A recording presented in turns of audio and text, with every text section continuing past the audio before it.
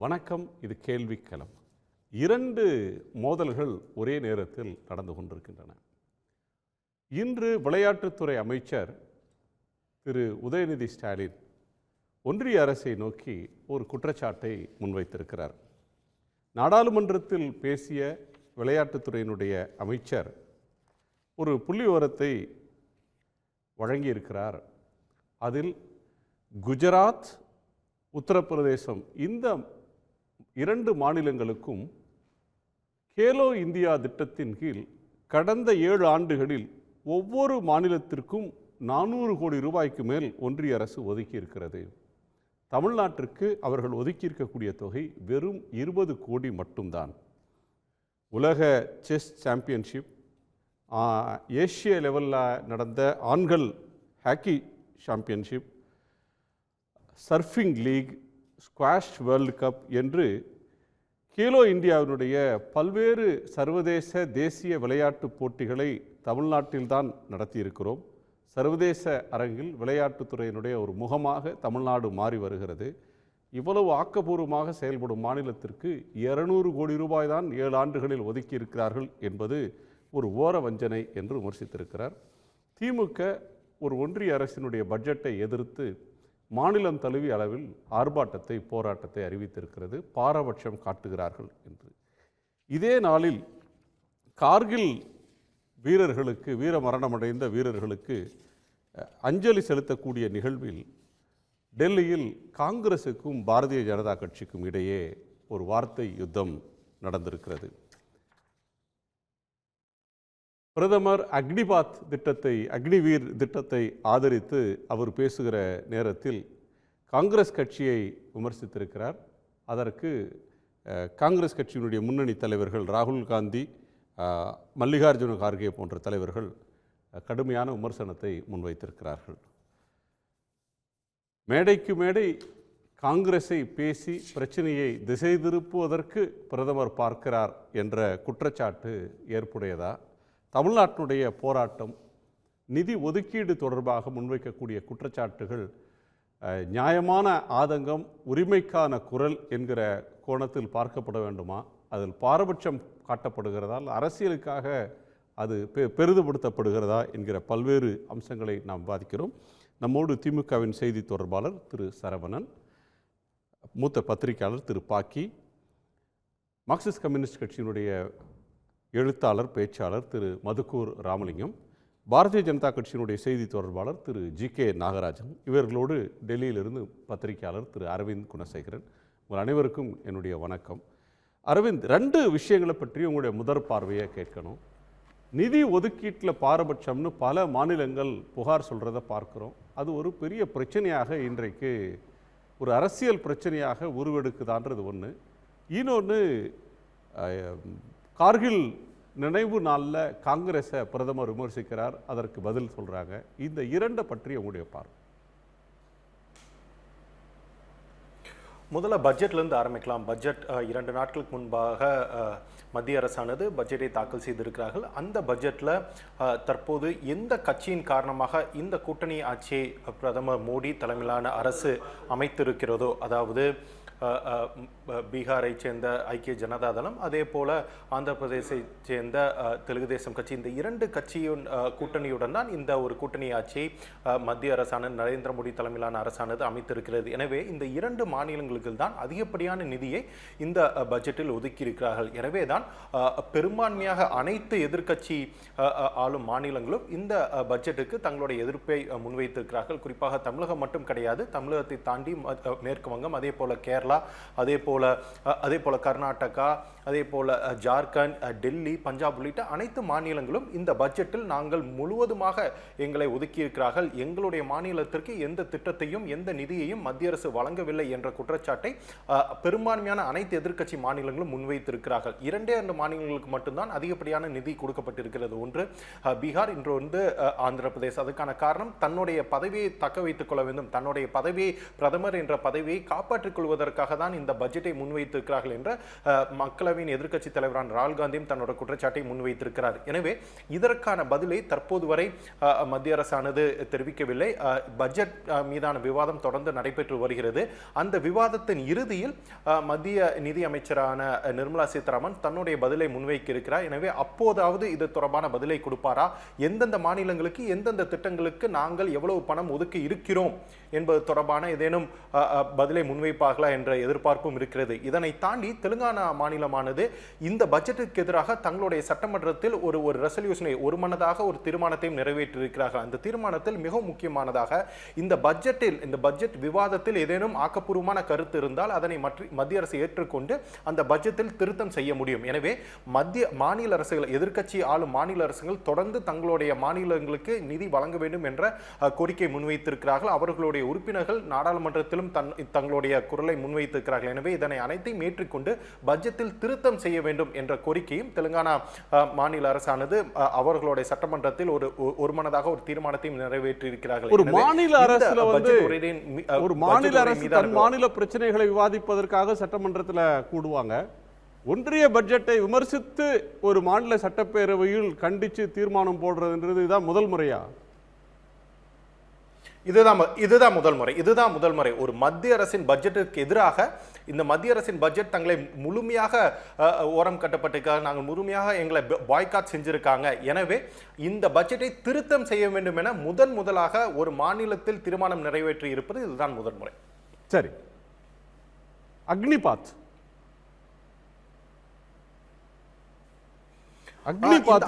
திட்டமானது தற்போது தொடர்ந்து அக்னிவீர் பிரதமருக்கும் கார்கேவுக்கும் மோதல் வெடிச்சிருக்கு.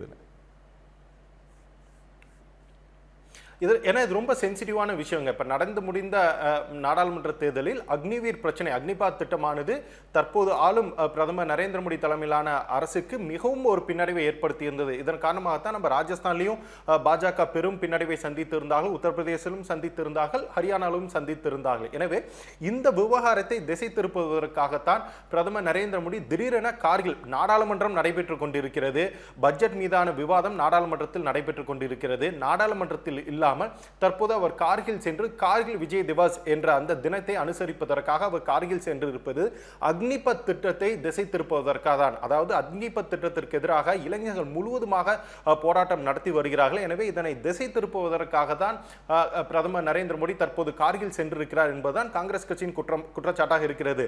ஆனால் தற்போது வரை இந்த அக்னிபத் திட்டம் தொடர்பாக எதிர்க்கட்சிகள் தொடர்ந்து ஒவ்வொரு முறையும் இது தொடர்பாக நம் ஒரு விரிவான விவாதத்தை மக்களவையில், நாடாளுமன்றத்தில், மக்களவை, மாநிலங்களவை இரண்டு அவைகளிலும் நாம் நடத்த வேண்டும் தொடர்ந்து கோரிக்கையை முன்வைத்து வருகிறார்கள். தற்போது வரை அந்த கோரிக்கைக்கு பதிலே இல்லாமல் தொடர்ந்து அந்த பதில் கொடுக்காமல் தொடர்ந்து எஸ்கேப் ஆயிட்டே வராங்க என்பதுதான் குற்றச்சாட்டா இருக்கு. இதனை தாண்டி ஒரு மிகவும் இம்பார்ட்டன்டான ஒரு இன்ஃபர்மேஷன் இன்னைக்கு கார்கே கொடுத்திருக்கிறார். அதாவது முன்னாள் ராணுவ தளபதி தன்னுடைய புத்தகத்தில் இந்த அக்னிபத் திட்டத்தை எப்படி நாங்கள் மாற்றி அமைக்க வேண்டும் என்ற ராணுவம் ஒரு அதிகாரப்பூர்வமாக நாங்கள் எங்களுடைய கோரிக்கையை வைத்திருந்தோம். அதே போல கடற்படையும் சரி, கப்பற்படையும் சரி, கடற்படையும் சரி, அதே போல இந்தியன் ஏர்ஃபோர்ஸ் இரண்டுமே, விமானப்படையும் கடற்படையும் இந்த திட்டம் தொடர்பாக அவர்களுக்கு எந்த தகவலும் தெரியாது. திடீரென இந்த திட்டத்தை மத்திய அரசு அமல்படுத்தி இருக்கிறார்கள். இதில் பல்வேறு மாற்றங்கள் வர வேண்டும் என முன்னாள் ராணுவ தளபதி, அப்போது இருந்த ராணுவ தளபதியும் தங்களுடைய கோரிக்கை முன்வைத்திருக்கிறார். ஆனால் அந்த புத்தகத்தை கூட வெளியிட அனுமதி கொடுக்காமல் மத்திய அரசு தற்போது தடுத்து வருகிறார்கள். எனவே இந்த அக்னிபத் திட்டத்திற்கு உள்ள பிரச்சனை, குற்றச்சாட்டுகளை திசை திருப்புவதற்கு தான் இந்த கார்கில் விஜய் திவஸ் என்பதனை மத்திய அரசு கொண்டாடுகிறது என்பதுதான் எதிர்க்கட்சிகளின் குற்றச்சாட்டாகவும் இருக்கிறது. சரி, ரெண்டு விஷயங்களை திரு ஜி.கே. நாகராஜ் அவர்கள்ட்ட கேட்கலாம். தமிழ்நாட்டுக்கு ஓரவஞ்சனை செய்கிறாங்கன்னு திமுக போராட்டத்தை அறிவிச்சிருக்கு. காங்கிரஸ், கம்யூனிஸ்ட் கட்சிகள், விடுதலை சிறுத்தை இவங்க மட்டும் இல்லை, அதிமுக தலைவர்களும் கூட தொடர்ந்து கண்டனத்தை தெரிவிக்கிறாங்க. இந்தியான்ற ஒரு தேசத்தில் தான் தமிழ்நாடு இருக்கிறதா, இது பிரதமர் மறந்துட்டாங்களா ஒன்றிய அரசு அப்படின்னு கடுமையாக விமர்சிக்கிறாங்க. இன்னொன்று, அக்னிபாத் விவகாரத்தில் காங்கிரஸை குற்றம் சாட்டி திசை திருப்ப பார்க்குறாரு.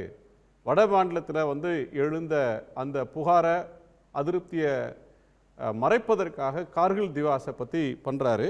அதில் இன்னமும் மோசமான விஷயம் என்னென்னா, பொதுவாக இராணுவ வீரர்களுக்கு அஞ்சலி செலுத்தக்கூடிய இது மாதிரியான ஒரு பொது நிகழ்வுகளில் அற்பத்தனமான அரசியலை பிரதமர் நரேந்திர மோடி செய்திருக்கிறார்னு கார்கே கண்டித்திருக்கிறார். இந்த இரண்டுக்கும் பிஜேபியோட பதில்.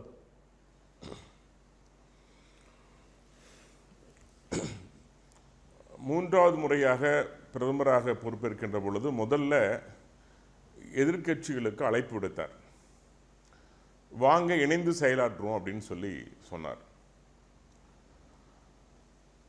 ஆனால் எந்த வகையிலையும் அது ஆரம்ப நாள் முதலே ராகுல் காந்தி அவர்கள் எதிர்க்கட்சி தலைவராக பொறுப்பேற்று பேசிய பேச்சுக்களாகட்டும், எந்த வகையிலும் அவர்கள் இந்தியாவை ஒரு வலிமைமிக்க நாடாக வல்லமைமிக்க நாடாக மாற்றுவதற்கு அவர்கள் தயாராக இல்லை.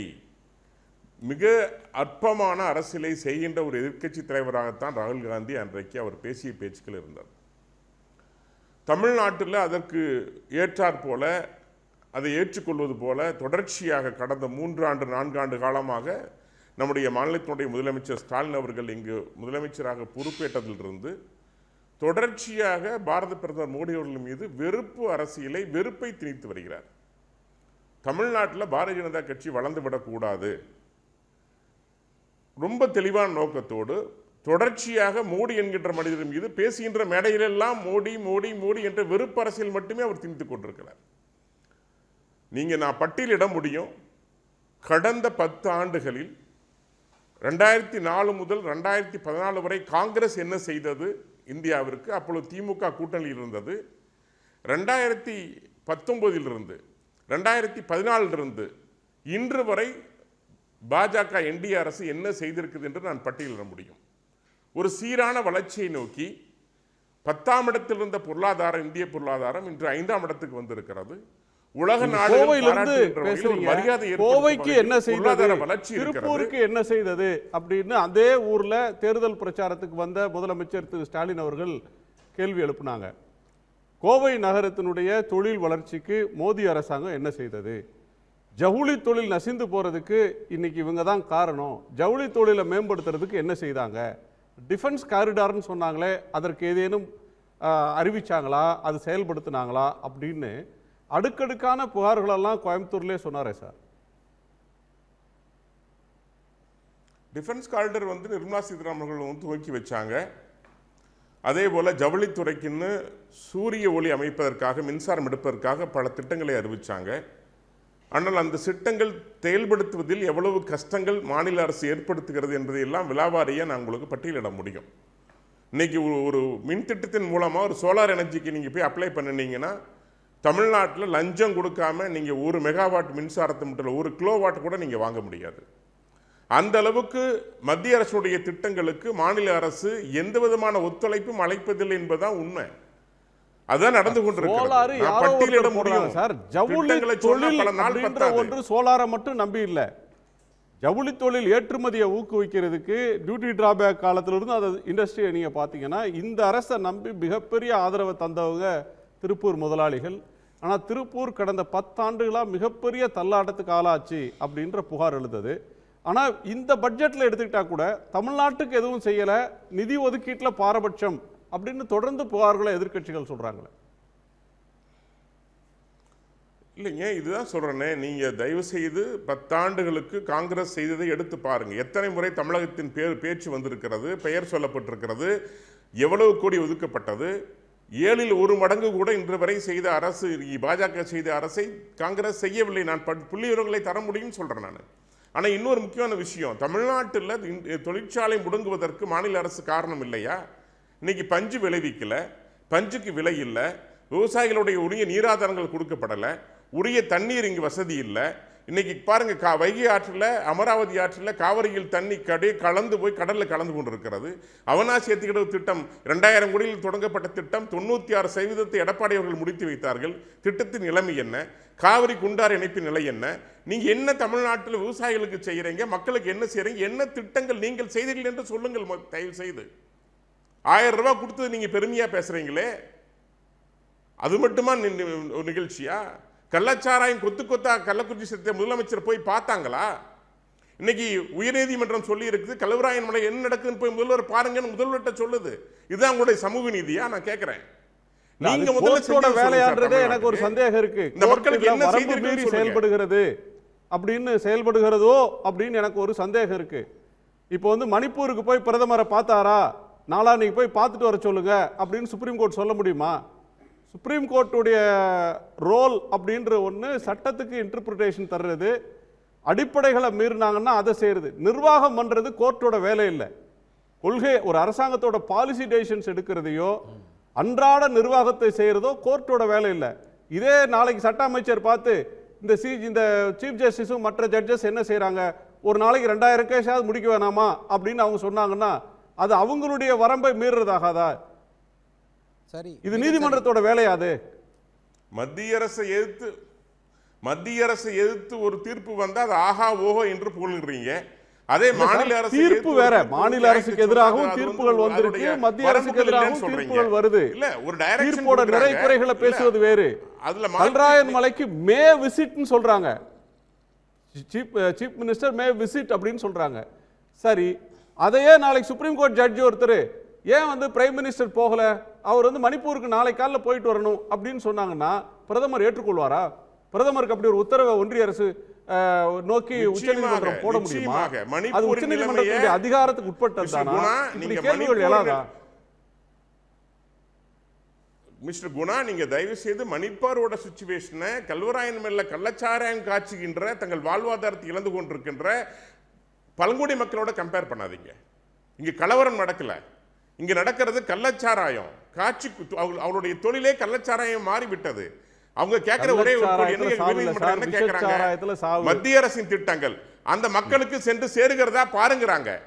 போய் ஏன் மக்கள் இன்னும் கள்ளச்சாராயம் காய்ச்சுறாங்கன்னு கேட்கறாங்க. இதுதான் உண்மை நிலை. கள்ளக்குறிச்சியில் கொத்து கொத்தா கள்ளச்சாராயம் சாவு அதிகரித்திருக்கிறது. என்ன நடந்து கொண்டிருக்கிறது இந்த நாட்டில்ங்கிறது தான் கேள்வி, உயர்நீதிமன்றத்தினுடைய கேள்வி. அப்ப முதலமைச்சர் சமூக நீதி பேசுகின்றவர், எந்த சமுதாயத்துக்காக தங்களை அர்ப்பணித்துக் கொண்டதாக பட்ஜெட்ல என்ன அலோகேட் பண்ணாங்க அப்படிங்கறத பேசுறதுக்கு நீங்க வரல. இப்ப கள்ளக்குறிச்சி சம்பவத்தை தனியா பேசுவோம்.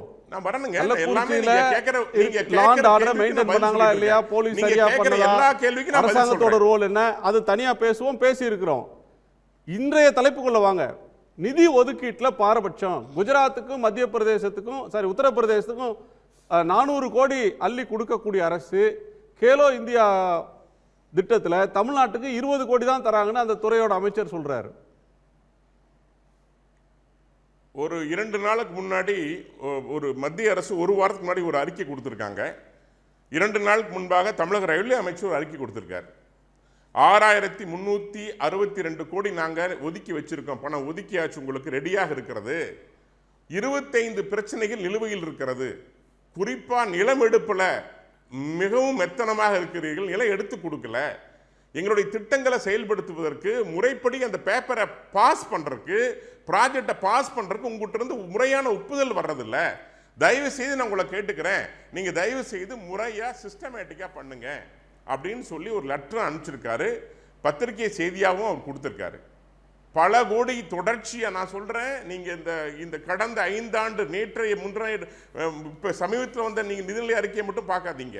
கடந்த 2014 இருந்து வர்ற நிதிநிலைக்கு தொடர்ச்சியான அறிக்கை தான், தொடர்ச்சியான திட்டங்கள். அது நான் பட்டியலிட்டு உங்களுக்கு படிக்கிறேன், நீங்க வேணா ஒரு நிமிஷம் உங்க டைம் இருந்தா கேளுங்க.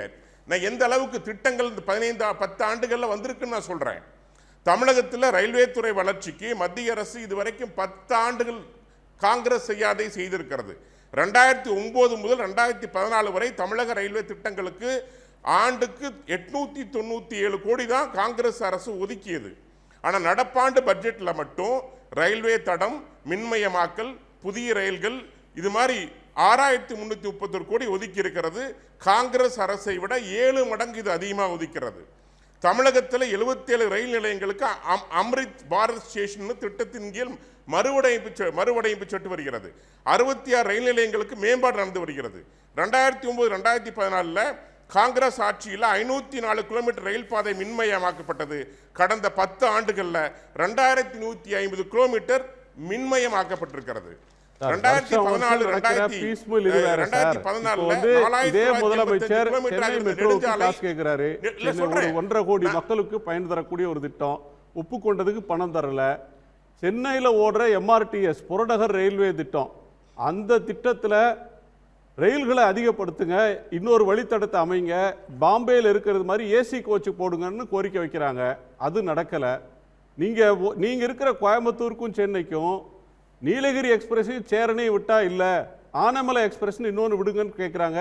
அது இன்னைக்கு வரையிலும் அறிவிக்க மாட்டாங்க. இப்படி நூற்றுக்கணக்கான பட்டியலை எதிர்த்தரப்பும் சொல்கிறாங்களே. மெட்ரோ பற்றி தொடர்ச்சியாக பேசுகிறீங்க. முதல் கட்டமாக 5000 கோடி ஒதுக்கப்பட்டது. இப்போதைய பட்ஜெட்டில் 7000 கோடி ஒதுக்கப்பட்டிருக்கிறது.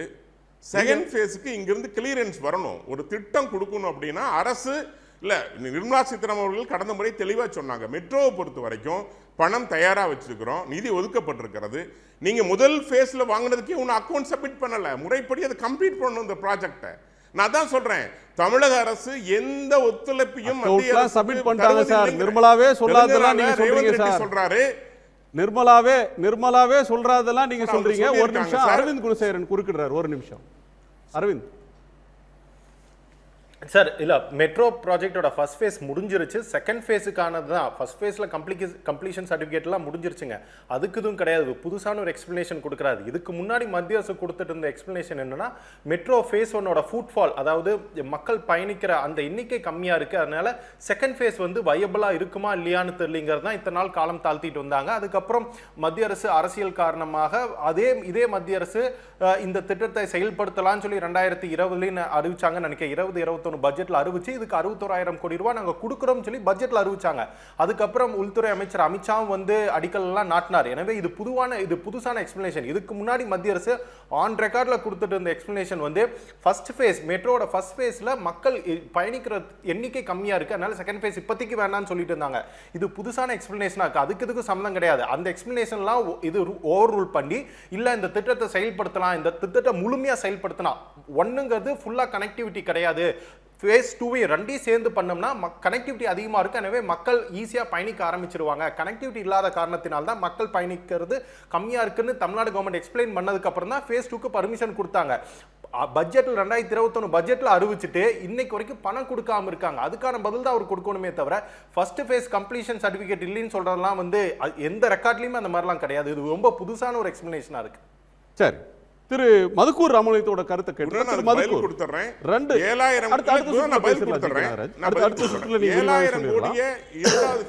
மத்திய அரசு ஒதுக்கி இருக்கிறது.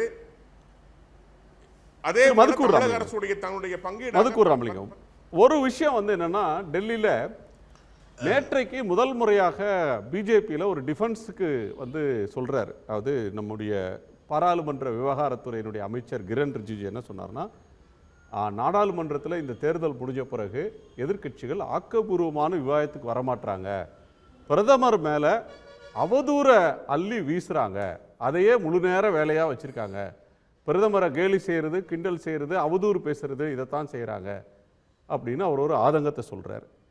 இங்கே இப்போ பேசின திரு ஜி.கே. நாகராஜ் கூட ராகுல் காந்தி எதிர்க்கட்சி தலைவராக பேசிய பேச்சு அற்பமானது, அவங்க ஆக்கப்பூர்வமாக செய்யலைன்னு சொல்கிறார். மறுமுனையில் எதிர்க்கட்சி சொல்வது, கார்கில் வீரர்களுக்கு நன்றி செலுத்துகிற அஞ்சலி செலுத்துகிற நிகழ்ச்சியில் போய் காங்கிரஸை திட்டுற மாதிரி ஒரு வேலையை, அரசியல் பேசுகிற வேலையை எந்த பிரதமரும் எந்த காலத்திலும் பேசினதில்லை, ஆனால் நரேந்திர மோடி அவர்கள் இப்படி பேசுகிறாரு அப்படின்னு அவங்க குற்றம் சொல்கிறாங்க. இந்த இரண்டுக்கும் சேர்த்து சொல்லுங்க. அண்ட் நிதி ஒதுக்கீடு இல்லை, நிதிநிலை அறிக்கையை பொறுத்தவரை இது இந்தியாவுக்கான நிதிநிலை அறிக்கை இல்லை, என்டிஏவுக்கான நிதிநிலை அறிக்கை. பொதுவாக நம்ம நம்புகிறோம் நம்முடைய இந்திய திருநாடு காஷ்மீர்லேருந்து கன்னியாகுமரி வரைக்கும் விரிந்து பறந்துருக்குன்னு நினைக்கிறோம். ஆனால் இந்த பட்ஜெட்டை பொறுத்த வரைக்கும் அவங்களுடைய இந்தியா என்பது ஆந்திராவில் ஆரம்பித்து பீகாரில் முடிஞ்சிருது. எனக்கு முன்னால் பேசிய பாஜகவினுடைய நண்பர் நாகராஜன், நம்முடைய தமிழக முதல்வர் வெறுப்பு அரசியலை பேசுகிறார் அப்படின்னு சொல்கிறார். உண்மையிலேயே முதல்வர் ஆக்கப்பூர்வமான விமர்சனங்களைத்தான் முன்வைக்கிறார். ஆனால் நம்முடைய பிரதமர் தேர்தல் காலத்தில் தமிழ்நாட்டு மக்களுக்கு எதிராக எவ்வளவு அவதூறு செஞ்சார். நான் ஒன்று மட்டும் சொல்கிறேன், ஒடிசாவில் போய் நம்முடைய பிரதமர் பேசுகிறார், இங்கே இருக்கக்கூடிய பூரி ஜெகநாதர் ஆலயத்தினுடைய அந்த ரத்தன பண்டா பொக்கிஷ அறையினுடைய சாவியை தமிழ்நாட்டுக்கு திருடி கொண்டு போய்விட்டார்கள் என்று சொன்னார். ஆனால் இப்போ கடந்த வாரத்தில் தான் அந்த பொக்கிஷ அறை திறக்கப்பட்டிருக்கிறது. தமிழ்நாட்டில் யார்கிட்ட இருந்து அந்த சாவியை வாங்கிட்டு போனீங்க நீங்கள்? அதுபோல் ஊப்பியில் போய் நம்ம பிரதமர் என்ன பேசினார்? கேரளாக்காரங்களும் தமிழ்நாட்டுக்காரங்களும் ஊப்பியை பற்றி தவறாக பேசுகிறாங்க என்று ஒரு மாநிலத்துக்கும் இன்னொரு மாநில மக்களுக்கும் இடையிலேயே வெறுப்பு அரசியலை தூண்டியவர் தான் நம்முடைய பிரதமர். இன்னைக்கு கார்கிலுக்கு போயிருக்கிறார். எனக்கு முன்னால் பேசிய பத்திரிகையாளர் அரவிந்தன் சொன்னது போல நாடாளுமன்ற கூட்டத்தை விட்டுவிட்டு கூட கார்கிலினுடைய 25வது ஆண்டு அதுக்காக போனார்னு கூட வச்சுக்கலாம். அங்கே போய் நம்முடைய இந்திய ராணுவ வீரர்களுடைய வீரத்தை தியாகத்தை பேசுங்க. ஆனால் இந்த அக்னிபாத் திட்டம் அதனால்தான் ஊப்பியில், ராஜஸ்தானில், பீகாரில் மிக கடுமையான எதிர்ப்பை சந்தித்தது. இன்றைக்கு வேலையின்மை தலைவிரித்தாடுகிறதுல இளைஞர்களுக்கு ஒரு குறைந்தபட்ச வேலை வாய்ப்பை தரக்கூடியது பாதுகாப்புத்துறை, இராணுவம். அதில் கூட நீங்கள் ஒப்பந்த கூலி முறையை கொண்டு வந்திருக்கீங்க. 4 ஆண்டுகளுக்கு பிறகு அனுப்பியிருக்கீங்க. இன்னைக்கு பிரதமர் என்ன பேசுகிறாரு? 30 ஆண்டுகளுக்கு பிறகு ஓய்வூதியம் கொடுக்கணுமா இல்லையாங்கிறத அப்போது வருகிற அரசு முடிவு செய்து கொள்ளும். இவர்கள் ஏன் பேசுகிறார்கள்? ஆனால் இந்த அக்னிபாத் திட்டத்தை பற்றி கார்கிலில் போய் பேச வேண்டிய அவசியம் என்ன? இன்னொன்று என்ன சொல்கிறாரு? ராணுவ அதிகாரிகள் சொல்லித்தான் நாங்கள் இந்த திட்டத்தை கொண்டு வந்தோம்னு. அதற்குத்தான் காங்கிரஸ் தலைவர் மல்லிகார்ஜுன கார்கே பதிலளித்திருக்கிறார். ஒரு முன்னாள் ராணுவ அதிகாரியை எங்களுக்கே தெரியாமல் இந்த அக்கினி வீரர்கள் திட்டத்தை கொண்டு வந்திருக்கிறீர்கள். இது வட மாநிலங்களில் பாஜகவுக்கு மிகப்பெரிய தோல்வியை, எவ்வளவு இளைஞர்கள் பீகாரில் போராடிக்கிட்டு இருக்காங்க.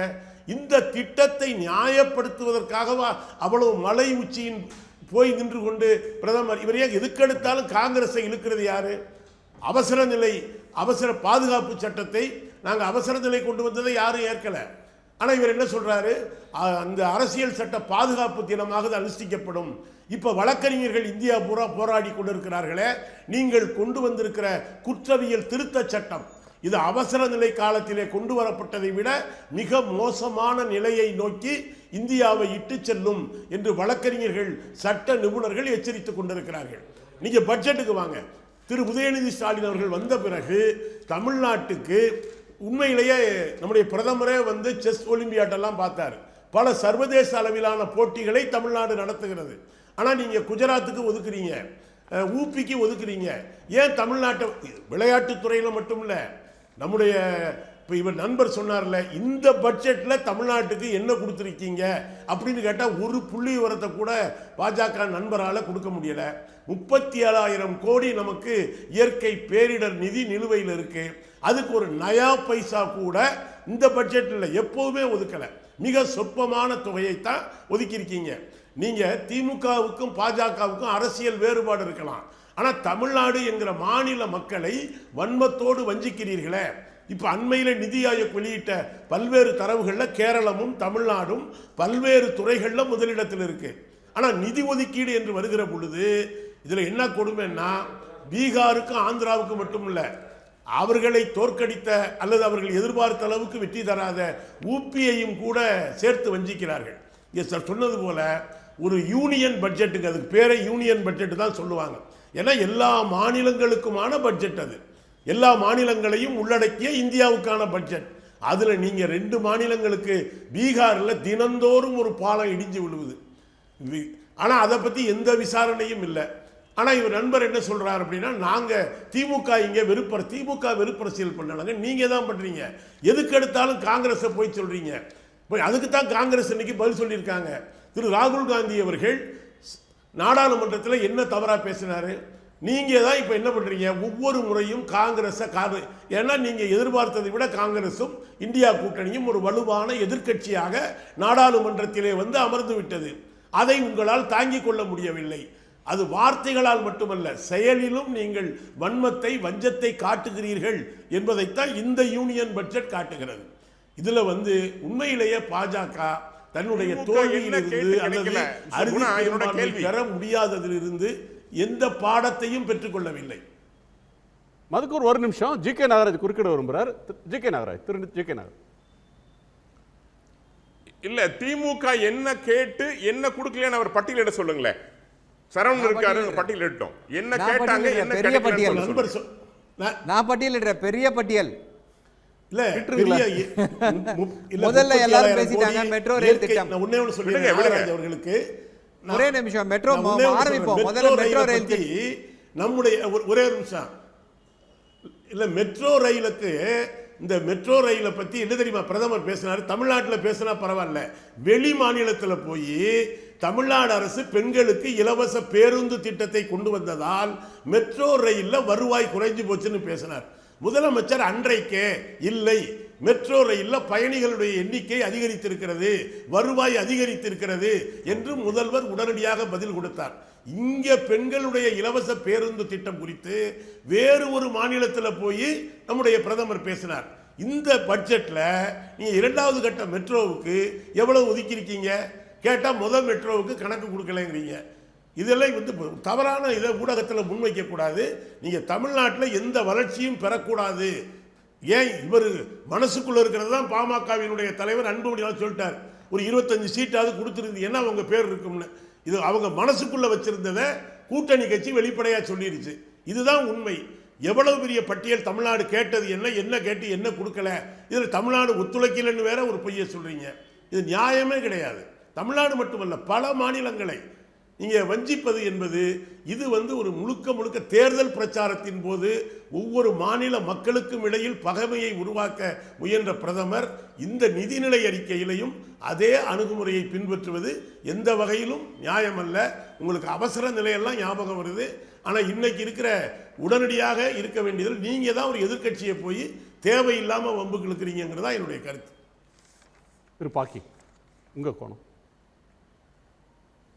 மத்திய அரசு தமிழகத்தை வஞ்சித்து விட்டதுங்கிறது பரவலான சொல்லப்படுகிற அரசியல் கருத்து. தமிழ்நாட்டுக்கு மட்டும் ஏதோ பீகாருக்கு ஏ பி, ஆந்திர பிரதேஷ் ஏ பி பீகார், இந்த 2 மாநிலங்களுக்கு தான் கொடுத்தாங்க அப்படின்னு. இல்லை அரசியல் காரணம் இருக்கிறா என்று கேட்டால் அரசியல் காரணமும் இருக்கிறது. அதே சமயத்தில் பீகாரில் மதுவிலக்கை அமல்படுத்தி அதனால் பொருளாதார இழப்பு பீகார் மாநிலம் தொடர்ந்து சந்தித்து வருகிறது, எல்லாருக்கும் தெரியும். ஒரு பக்கம் இம்ப்ரூவ்மெண்ட் இருக்குது. நிதிஷ்குமார் கவர்மெண்ட் அவர் இந்தியாவில் இருந்தாலும் சரி என்டிஏவில் இருந்தாலும் சரி தொடர்ச்சியாக அவர் ஆட்சி காலத்தில் பொருளாதார பின்னடைவு தங்கி இருக்கிறது. பல்வேறு விஷயங்களில் அது புள்ளி விவரங்கள்லாம் இருக்குது. அதை அந்த மாநிலத்தை மேம்படுத்துவதற்காக ஒரு உதவிக்கரம் நீட்டுவதாகத்தான் நாம் கொள்ள வேண்டும். ஒன்று, ஆந்திர பிரதேசம் தெலுங்கானா பிரிந்த பிறகு அவர்களுக்கு ஏற்பட்ட இழப்பு ஒரு நிரந்தரமாக ஒரு தலைநகரமே உருவாகாத சூழலில் அவர்களுக்கு சிறப்பு சலுகை என்று சொல்லாமல் கூடுதல் பேக்கேஜ் கொடுக்குறாங்க. சரி, இதெல்லாம் ஒரு பக்கம் இருக்குது. சாம்பாரில் உப்பு போட்டோம்னா சார், மேல் சாம்பாரில் தான் உப்பு இருக்குது, கீழ் சாம்பாரில் இல்லை அப்படின்னு நம்ம சொல்லுவோமா? பட்ஜெட் மத்திய நிதியமைச்சர் நிர்மலா சீதாராமன் தயாரித்து 6 மாதத்துக்கு வழங்கிய இந்த பட்ஜெட்டில் காஷ்மீர்லேருந்து கன்னியாகுமரி வரை எல்லா மாநிலங்களுக்கும் நிதி உதவி தேவையான அளவு அண்டர்லைன் பண்ணிக்க ஒதுக்கப்பட்டிருக்கிறது. இந்த மாற்று கருத்து இல்லை. நண்பர் நாகராஜ் கூட சொன்னார், ரயில்வேக்கு 6600 கோடி ரயில்வே திட்டங்களுக்கு ஒதுக்கியிருக்காங்கிறது. அதெல்லாம் நம்ம விட்டுடுவோம், அதெல்லாம் தமிழ்நாட்டுக்கு இதுவே பண்ணலை அப்படின்னு வச்சுக்கோம். ஆனால் இந்த பரவலாக வழங்கப்படுகிற அறிவிக்கப்பட்ட திட்டங்களில் தமிழ்நாட்டு கிடையாது அப்படின்னு சொன்னாங்களா? இல்லையே. 80 கோடி பேருக்கு இலவச ரேஷன் திட்டம் எக்ஸ்டெண்ட் ஆகுது, விரிவாக்கம் தொடர்ந்து செயல்படுத்தப்படுகிறது. தமிழ்நாட்டு கிடையாது அப்படின்னு சொல்கிறோம். தமிழ்நாடு ஏற்கனவே யூனிவர்சல் பிடிஎஸ் கொடுத்துட்ருக்குறோம். தமிழ்நாடு மனசில் வச்சு போட்ட திட்டம் இல்லை, வடநாட்டு மனசில் வச்சு அவங்க போடுறாங்க. அதை தமிழ்நாட்டுக்கு எக்ஸ்டெண்ட் பண்றாங்க. தமிழ்நாட்டுக்கு கொடுக்கலன்னு சொல்ல முடியாது. இது எப்படி தமிழ்நாடு நீங்களாகன்னு ஒரு திட்டம் போட முடியுமா யூனியன் ஸ்கீம்ல? இது மட்டும் இல்லை, நான் ஒன்றும் இல்லை, சரவண சில லிஸ்ட் படிக்கிறவன் நான் சில லிஸ்ட் சரவண லிஸ்ட்டை கேட்டுருவோமா? அதுக்கு அவர் சில வேற லிஸ்ட் படிப்பார், நான் சில லிஸ்ட் படிக்கிறேன். ஒரே நிமிஷம், அரவிந்த் குறுக்கிடுறார், ஒரே செகண்ட். அரவிந்த், இல்லை, இப்போ அவர் சொல்லும்போது சொன்னால் பொதுவான எல்லா மாநிலத்துக்கும் ஒரு சில பட்ஜெட் கொடுத்துருப்பாங்க, இல்லை ஸ்பெசிஃபிக்காக ஸ்டேட் பேரை சொல்லி ஒரு பிடிஎஸ் ஸ்கீம் சொல்கிறார், யூனிவர்சல் ஃபுட் கிரெயின் ஸ்கீம் சொல்கிறார். அதே மாதிரி ஸ்கூல் எஜுகேஷனையும் சொல்லலாம். ஆனால் இந்த 2 திட்டங்களில் ஸ்கூல் எஜுகேஷனில் தமிழ்நாடு கவர்மெண்ட்டும் இந்த பிடிஎஸ் ஸ்கீமில் வெஸ்ட் பெங்காலும் ஒரு முக்கியமான பிரச்சனை, தெலுங்கானா முக்கியமான பிரச்சனை முன் வச்சிருக்காங்க. என்னன்னா, இந்த திட்டத்துக்கு பிரதமரோட ஃபோட்டோ இல்லை. வெஸ்ட் பெங்காலில் பிடிஎஃப் ரேஷன் கடையில் பிரதமரோட ஃபோட்டோ இல்லைங்கிறக்காக இதே திட்டத்தில் இவர் சொன்ன அதே திட்டத்தில் வெஸ்ட் பெங்காலுக்கு பணம் கொடுக்காம நிறுத்தி வச்சிருக்காங்க. தெலுங்கானாவுக்கு அதே மாதிரி பணம் கொடுக்காம நிறுத்தி வச்சிருக்காங்க. காரணம் என்னன்னா, ரேஷன் கடையில் பிரதமரோட போட்டோ வைக்கலிங்கிறக்காக. இப்போ இவர் சொல்றாரு இல்லைங்க, யாரையுமே டிஸ்கிரிமினேட் பண்ணாத ஒரு பட்ஜெட் இது, இந்த மாதிரி யூனிவர்சல் ஸ்கீம்ல எல்லாம் ஸ்டேட் ஸ்பெசிஃபிக்காக கிடையாது, அதுலயும் டிஸ்கிரிமினேஷன் நடக்குது என்பதுதான் எதிர்க்கட்சிகளோட குற்றச்சாட்டு. சரி, அது ஒரு பக்கம், அது அது வேற சப்ஜெக்ட். நான் சொல்கிறேன், அதில் அரசியல் இல்லைன்னா அரசியல் இல்லாமல் இருக்காது சார். நாட்டை ஆள்வது எல்லாரும் அரசியல்வாதிகள், அது வேறு பக்கம். நான் என்ன சொல்கிறேன்னா, 4 கோடி பேருக்கு ஸ்கில் டெவலப்மெண்ட்டு, அப்புறம் கல்வி கடன், உயர்கல்வி கடன் 10 லட்ச ரூபா வரை தர்றாங்க, 3% வட்டியில். இது மாதிரியான பல சலுகைகள் லிஸ்ட்டு எடுத்துக்கணும், நிறைய லிஸ்ட் இருக்க நேரமாகும். இவ்வளவு பட்டியலில் இவ்வளவு திட்டங்கள், சென்னைக்கும் விசாகப்பட்டினத்துக்கும் ஒரு எக்கனாமிக் காரிடார் உருவாக்கப்படுகிறது. இது தமிழ்நாட்டுக்கு பலனே கிடையாதா? இப்படியெல்லாம் பார்க்கும்போது ஒட்டுமொத்த இந்தியாவின் பரவலான எல்லா பகுதிகளுக்கும் போய் சேர வேண்டிய அனைத்து திட்டங்களிலும் தமிழகத்துக்கும் உரிய பங்கு உண்டு. இல்லை சார், பிரைம் மினிஸ்டர் மே 23, 2024 கேம்பெயினில், எலெக்ஷன் கேம்பெயினில் பேசும்போது ஒரு தொலைக்காட்சி பேட்டி அதே நாளில் கொடுக்குறாரு. தொலைக்காட்சி பேட்டியில் என்ன சொல்கிறாரு, சில அரசியல் கட்சிகள் பெண்களுக்கு அரசாங்க பேருந்துகளில் இலவசம் பயணம்னு சொல்லிட்டாங்க. இதனால் என்னாச்சு, அவர் மனசில் வச்சு சொன்னது ஆந்திராவையும் தமிழ்நாட்டையும். ஹைதராபாத் இதிலேருந்து எல்என்டி புல் அவுட் பண்ணுறாங்க மெட்ரோலேருந்துன்னு சொன்ன உடனே என்ன சொல்கிறாரு, அதனால் மெட்ரோ ரயிலில் பயணிக்கிறவங்க எண்ணிக்கை வந்து 50% அப்படியே ட்ராப் ஆகிடுச்சு. ஏன்னா மெட்ரோவில் காசு கொடுத்து பயணிக்கணும், பஸ்ஸில் போனால் ஃப்ரீ. இப்படி வந்து ஒரு இலவசங்களை வாரி கொடுக்கறதுனால மெட்ரோ ரயில் பயங்கரமாக பாதிச்சிருச்சு. ஸோ மெட்ரோ ரயில் திட்டமே அன்வயபிளாக போயிடுச்சு அப்படின்னு தேர்தல் நேரத்தில் பேசினார். பேட்ரனேஜ் இருக்குது, இங்கே காசு கொடுங்க அப்படின்னு கேட்டால் கமிட் பண்ண காசை தமிழ்நாட்டுக்கு கொடுக்க மாட்டாங்க. அன்வயபிள் ப்ராஜெக்ட்டுக்கு பணம் கொடுக்கறதுன்னு கூட எடுத்துக்கலாம் இல்லையா? வெல்ஃபேர் ஸ்கீமுக்கு என்ன அன்வயபிலிட்டி இருக்கு? வெல்ஃபேர் தானே முக்கியம். நீங்க வந்து வியாபாரம் பண்றீங்கன்னா நீங்க வயபிளான்னு பார்க்கலாம். அது இல்லை. நாம் இப்போ தமிழ்நாட்டை பொறுத்தவரையில் கடன் தொகையும் ஆண்டு இந்த வருகிற ஆண்டு கூட 1 லட்சத்தி சில கோடி அளவுக்கு கடன் வாங்க போறாங்கன்னு தெரியும். டெல்லியில் கடன் வாங்கலையா? ஒன்றிய அரசு கடமே வாங்குறது இல்லையா? எந்த இது இல்லை, இது வாங்குறது அப்படின்னா இன்னொருத்தர் வாங்கலையான்னு கேட்க முடியாது. எல்லாருமே வாங்குறாங்க. சுதந்திர இந்தியாவில் 50 வருஷம் கடன் வாங்கினதை விடவும் அதிகமாக கடன் வாங்கின கவர்மெண்ட் மோடி கவர்மெண்ட். எல்லா கவர்மெண்ட்டும் ராயல்டி 50 வருஷமா வந்து வாங்கின கவர்மெண்ட்டுகளை விட ரிசர்வ் பேங்க்ல இருக்கிற சர்ப்ளஸையும் மற்ற காசையும் அதிகமாக வாங்கினது மோடி அரசாங்கம். கரெக்ட். இப்போ தமிழ்நாடு கவர்மெண்ட் கடன் வாங்குதுன்னா மோடி அரசு கடன் வாங்கலையா என்ன? நான் கடன் வாங்குவதை தவறு என்று சொல்லவில்லை. ஏன் வாங்குகிறார்கள்? திட்டங்களுக்காக. ஏன் நிதிகளை பெருக்கிறார்கள்? திட்டங்களுக்காக. ஒன்றிய அரசு காசு கொடுத்தாங்கன்னா தமிழ்நாடு கடன் வாங்குறதே குறைஞ்சு போயிடும் சார். கடன் வாங்கி தானே இப்போ மெட்ரோ செலவு பண்ணுறாங்க. இப்போ இதே நரேந்திர மோடி இதே தமிழகத்தில் பிப்ரவரி மாதமோ ஜனவரி மாதமோ திருச்சியில் பேசும்போது முந்தைய யூபிஏ அரசாங்கத்தை விட 6 மடங்கு அதிகமாக தந்திருக்கு அப்படின்னு அவர் அறிவித்தார். அப்போது அதே மேடையில் இருந்தவர் மாண்புமிகு முதலமைச்சர் மு.க. ஸ்டாலின் அவர்கள். அப்பெல்லாம் யாரும் ஒன்றும் சொல்லலையே, அது ஏற்றுக்கொண்டார்கள் என்று தான் அர்த்தம். 2004 பேசும்போது எந்திரிச்சு போய் இல்ல சார் நீங்க சொல்றது தப்புன்னு சொல்றீங்களா? அது சொல்லாமே சொன்னார். சில விஷயங்கள்ல பேசியிருக்காரு. இதே முதலமைச்சர் கேல இந்திய ஒரு விளையாட்டு நிகழ்ச்சியை தொடங்கும் போது பேசியிருக்கார். 2004 2014 யூபிஏ கவர்மெண்ட், திராவிட முன்னேற்ற கழகம் இடம்பெற்ற யூபிஏ கவர்மெண்ட்டில் தமிழ்நாட்டுக்கு 8054 கோடி தான் கொடுத்துருக்காங்க. 2014 2024 திமுக இடம்பெறாத என்டிஏ கவர்மெண்ட் சேது சமுத்திர திட்டத்துக்கு அவங்க செலவு பண்ண காசை எடுத்தீங்கன்னா அது பல ஆயிரம் கோடி இந்த கவர்மெண்ட் வந்து நிறுத்தி வச்சுட்டாங்க. இல்ல அது கேஸ் தான் சார். கேஸ் போட்டது பிஜேபி தானே. கேஸ் போட்டது பிஜேபி தானே. அதுக்கு வித்திட்டவரே வாஜ்பாய் தான், உங்களுக்கு தெரியும். கேஸ் போட்டது பிஜேபி தான் இருந்தாரு. அவங்களே பின்வாங்கிட்டாங்க. நிறுத்தினது பிஜேபி தான். கேஸ் போட்டது பிஜேபி தான். இப்போ அவங்க நடத்த சொல்லுங்க. ஸ்கீமை இனிஷியேட் பண்ணது வாஜ்பாய்னு உங்களுக்கு நல்ல தெரியும். வாஜ்பாய் தான் வந்து அடிக்கல நான் சொல்றேன். அப்படி அது இஷ்யூ வேற. நீங்க வந்து இப்போ 2014 2024 என்டிஏ கவர்மெண்ட், திராவிட முன்னேற்ற கழக உறுப்பினர் யாரும் இடம்பெறாத என்டிஏ அரசாங்கம் தமிழகத்துக்கு 1,05,150 கோடி கொடுத்துருக்காங்க. இப்போ அதிகமாக இன்ஃப்ளேஷனால அதிகரிக்கும் இன்னும் கூட வாதத்தை கூட நீங்கள் வைக்கலாம், எல்லாரும் வைக்கலாம். அது வைக்கல. தமிழகத்துக்கு எல்லா விஷயத்திலும் வாங்கன்னு கேட்டா அது ஜென்ரலா ஒரு புள்ளிவரத்தை சொல்றாங்க. அதோட பிரேக்கப் என்னன்னா தர்றது இல்லை. சரி, சீரம் இப்போ இங்க இருக்கக்கூடிய செங்கல்பட்டுல இருக்கிற தடுப்பூசி மையத்தை தொடங்கணும். அதை நீங்க தனியார் கொடுக்காதீங்க, மாநில அரசுக்கே கொடுங்க, வேக்சின் தொடங்கலாம் ப்ரொடக்ஷன் சொன்னால் அதுக்கு கொடுக்கல. மெட்ரோ ரயிலுக்கு காசு கேட்டால் கொடுக்கறது இல்லை. கோயம்புத்தூர் திருச்சி மதுரைக்கு மெட்ரோ ரயிலுக்கு பெர்மிஷன் கொடுங்கன்னா அதுக்கு தரலை. இப்போ இவ்வளவு தர்றாங்களே, நாலந்தா காரிடாரை இப்போ இது பண்ண போகிறோம், அங்கே பீகாரில் இன்னொரு கோயில் காரிடாரை டெவலப் பண்ணோன்னு சொல்கிறாங்களே. எலெக்ஷனுக்கு முன்னாடி ஸ்ரீரங்கத்துக்கு வந்தார், ராமேஸ்வரத்துக்கு வந்தார், கன்னியாகுமரிக்கு போனார், தமிழ்நாட்டில் இருக்கிற எல்லா கோயிலுக்கு போனார்ல. இப்போ இங்கே ஒரு காரிடாரை டெவலப் பண்ணலாமே. அதுக்கு ஒண்ணுமே பண்ணலையே. எந்த காரிடார் சென்னை, ராமேஸ்வரத்துக்கு என்ன விசாகப்பட்டினம். பண்ணியிருக்காரு, கும்பகோணம் கோயிலுக்கு என்ன பண்ணியிருக்காரு, தஞ்சாவூருக்கு என்ன பண்ணியிருக்காரு, அப்படி கேள்வி கேட்டா நம்ம நிறைய கேட்கலாமே. சென்னை விசாகப்பட்டினம் எக்கனாமிக் காரிடார் என்னது? ஏற்கனவே சொன்ன ரஷ்யாவுக்கு போகும்போது நரேந்திர மோடி சென்னை விளாடிவோஸ்டாக் அப்படிங்கிற ரஷ்ய நகரத்துக்கும் தமிழகத்துக்கும் மரைன் காரிடார் ஒன்று உருவாக்க போகிறேன்னு சொல்லியிருக்காரு. அது என்ன அர்த்தம்? நான் ஒரே ஒரு விஷயம் சார், கலைஞர் கருணாநிதி அவர்கள், நான் என்ன சொல்கிறேன்னா, காமராஜர் ஆட்சி காலத்தில் தான் சேலம் ஒரு காலை திட்டம், நான் பழைய ஹிஸ்ட்ரி போக மாட்டேன், பொது ஒரு உதாரணத்துக்கு சொல்கிறேன், அதுக்கு in principle accepted central government of இந்தியாவும் காங்கிரஸ் கவர்மெண்ட் தான், ஸ்டேட்லேயும் காங்கிரஸ் ஆட்சி தான். காங்கிரஸ் ஆட்சி, பக்தவச்சல ஆட்சி, அண்ணா ஆட்சி வந்தது. அண்ணா ஆட்சியில் நிறைவேறலை. கலைஞர் கருணாநிதி பொறுப்பேற்றார் முதலமைச்சராக.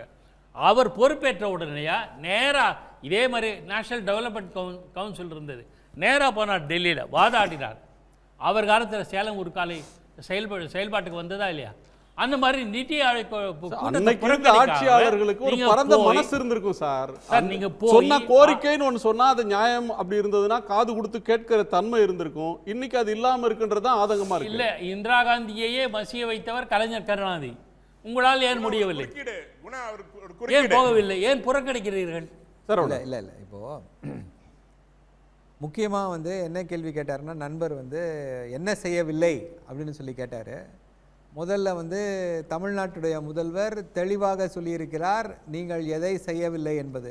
மிகப்பெரிய துரோகம் தமிழ்நாட்டு மக்களுக்கு என்னன்னு பார்த்தீங்கன்னா மெட்ரோ ரயில் திட்டம்.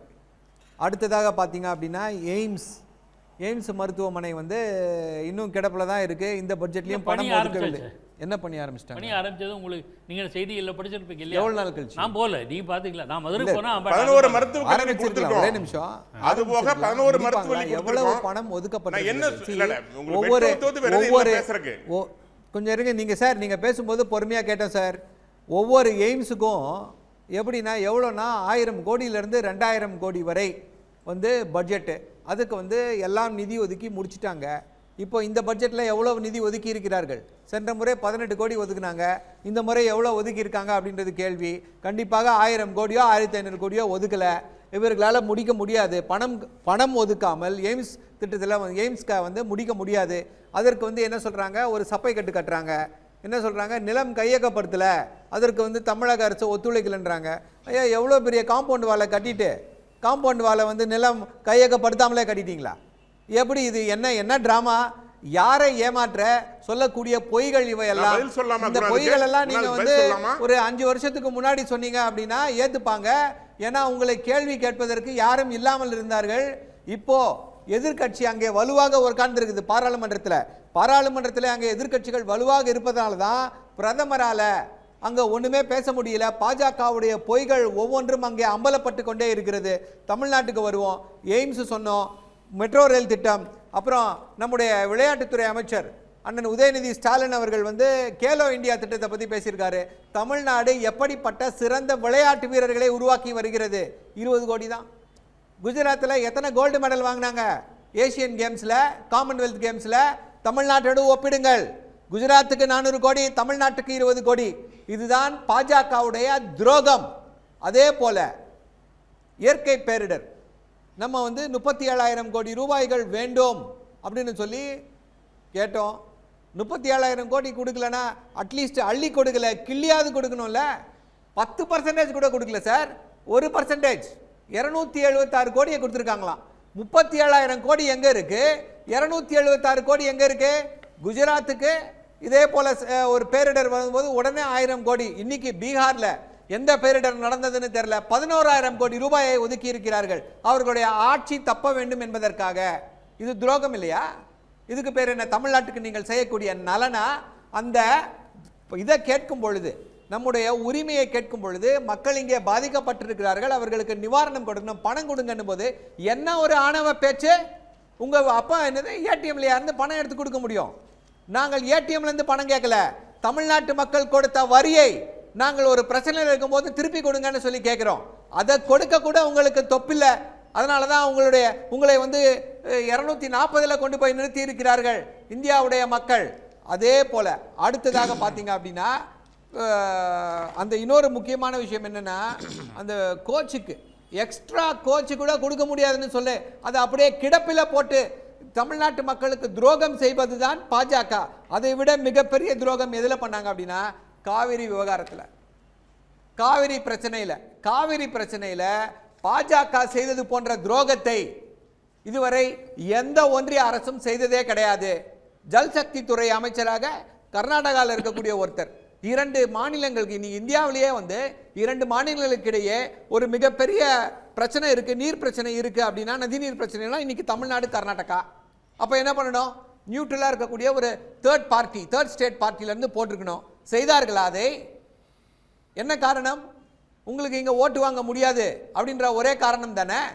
தமிழ்நாட்டுடைய முதல்வர் இந்த பட்ஜெட் எப்படிப்பட்ட தீங்குகளை விளைவிக்கிறது தமிழ்நாட்டுக்குன்னு சொல்லி தெளிவான அறிக்கையை கொடுத்திருக்கிறார். முக்கியமாக 2-3 விஷயங்களை குறிப்பிட்டிருக்கிறார். என்ன அப்படின்னா, தமிழ்நாடு எல்லா திட்டங்களையுமே சிறப்பாக செயல்படுத்தக்கூடிய ஒரு மாநிலம். ஃபார் எக்ஸாம்பிள் ஜல்சக்தி திட்டம் இருக்குது, அதில் 85% நம்ம முடிச்சிருக்கோம். நம்ம தான் டாப் பர்ஃபார்மர். அதற்கான இதை இன்க்ரீஸ் பண்ணியிருக்காங்களா? சென்ட்ரல் கவர்மெண்ட் கான்ட்ரிபியூஷனை கிடையாது. அதே போல் இந்த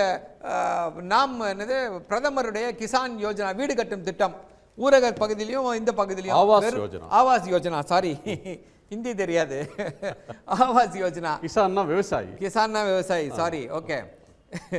ஸோ இவர்கள் பண்ணியிருக்காங்க. இப்போ என்ன சொல்லியிருக்காங்க, அவங்க 65,000 கொடுக்குறாங்க, மாநில அரசு 1,70,000 80,000 கொடுக்குது. இது நியாயப்படி பார்த்தா முதல்வருடைய வீடு கட்டும் திட்டம்னு சொல்லி தமிழில் இருந்திருக்கணும். வெறும் 50,000 ரூபாயை கொடுத்துட்டு விளம்பர பிரியர்களாக ஏதோ ஒன்றிய அரசே எல்லாத்தையும் இது பண்ணுற மாதிரி PM ஆவாஸ் யோஜனா அப்படின்னு சொல்லி சொல்கிறாங்க. இப்போ என்ன பண்ணியிருக்காங்க, அந்த எண்ணிக்கையை இன்க்ரீஸ் பண்ணியிருக்காங்க. இதனால் பாதிக்கப்பட போகிறது யார்? நீங்க வெறும் 50,000 ரூபாயை கொடுத்துட்டு மீதி எல்லாம் நீங்களே போட்டு கட்டிக்கோங்க அப்படின்னு 1,80,000 இன்க்ரீஸ் பண்ணிட்டீங்க அப்படின்னா அதுக்கேற்ற மாதிரி பணத்தை இன்க்ரீஸ் பண்ணணும்ல. நீங்க 1 ரூபாய் வரி கொடுத்தா மீதி 29 பைசா தான் திரும்பி வருது. இப்போ தமிழ்நாட்டுக்கான அந்த இதையும் ஜாஸ்தி பண்றீங்க, எந்த விதமான இன்கிரிமெண்ட்டையும் கொடுக்காம இப்படி தொடர்ந்து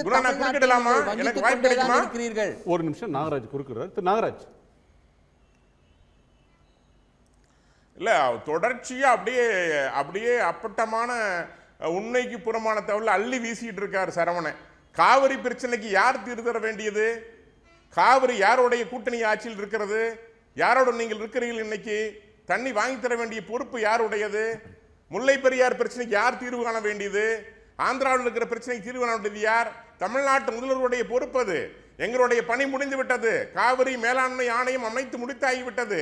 நீங்க அதை வாங்கறதுக்கு உங்களுக்கு தைரியம் இல்ல, தகுதி இல்ல. இங்கிருந்து காவிரிக்கு போனாரே முதலமைச்சர், கர்நாடகா போனாரே, தண்ணீர் கேட்டாரா? குணா, நீங்க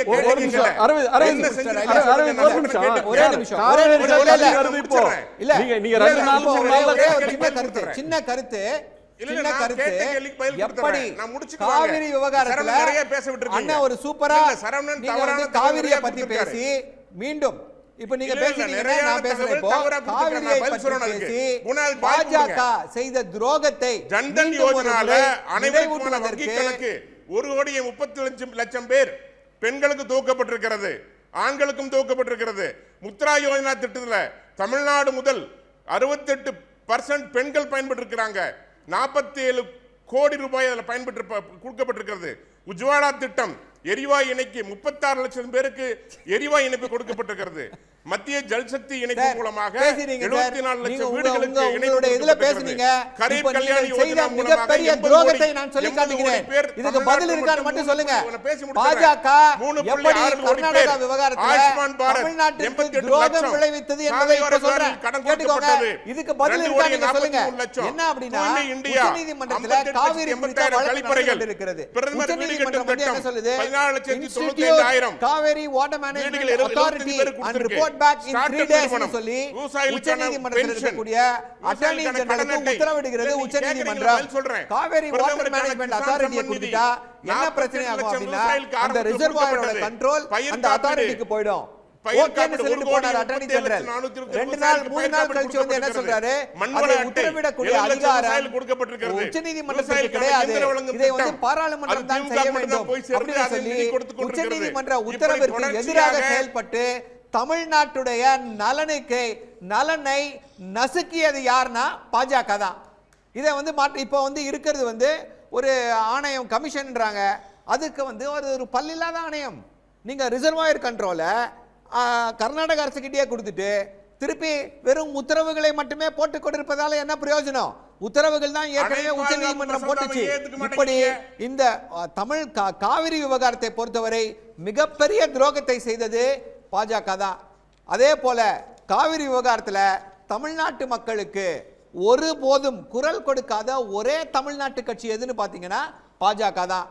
இவர்களுக்கு இங்கே தமிழ்நாட்டு மக்களுடைய ஓட்டு மட்டும் வேணுமா, ஆனால் தமிழ்நாட்டு மக்களுக்காக நாங்கள் எதையுமே செய்ய மாட்டேன் என்று சொல்வார்களாம். என்ன ஒரு வேடிக்கை! அதனால் தான் தொடர்ந்து இவர்களை தண்டித்துக் கொண்டே இருக்கிறார்கள். நீங்க சொன்னதுல எதுலயும் அடிப்படை உண்மை இல்ல mister Saravanan sir. Attorney general இப்ப நான் எடுத்து படிச்சு காமிக்கிறேன் பாருங்க.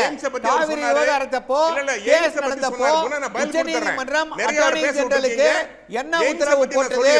3 நாள் கழித்து திரு முகுல் ரோத்தகி அவர்கள் என்ன வந்து கோர்ட்ல சொன்னார்னு போய் பாருங்க, அதுக்கப்புறம் பேசலாம். அரவிந்த் கண்ணா, கடந்த 5 ஆட்சி காலத்துல அதிமுக ஆட்சியில் எப்படி தண்ணீர் வந்ததுன்னு சொல்லுங்க.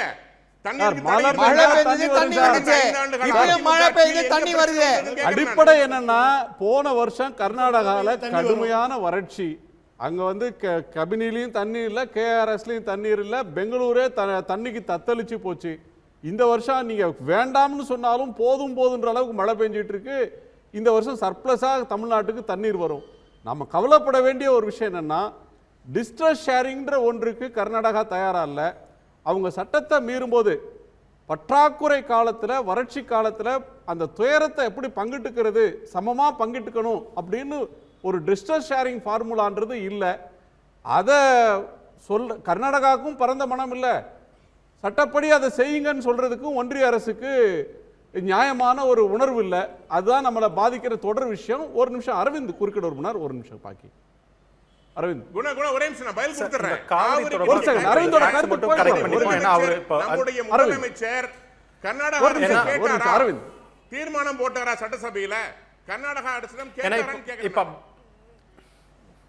அரவிந்த் இல்லை, இப்போ நான் அதுக்கான பதில் மட்டும் ஒரே சொன்னேன். இப்போ பிஜேபி ஸ்போக்ஸ் பர்சன் சொன்னதில் ஃபேக்சுவலாக பல தப்பு இருக்குது. ஒன்று, சுப்ரீம் கோர்ட் ஜட்மெண்ட் பிரகாரம் சுப்ரீம் கோர்ட் 3 மாதத்துக்குள்ளார காவிரி வாட்டர் மேனேஜ்மெண்ட் அத்தாரிட்டிங்கிற ஒரு இதை அமைப்பாக உருவாக்க சொன்னாங்க.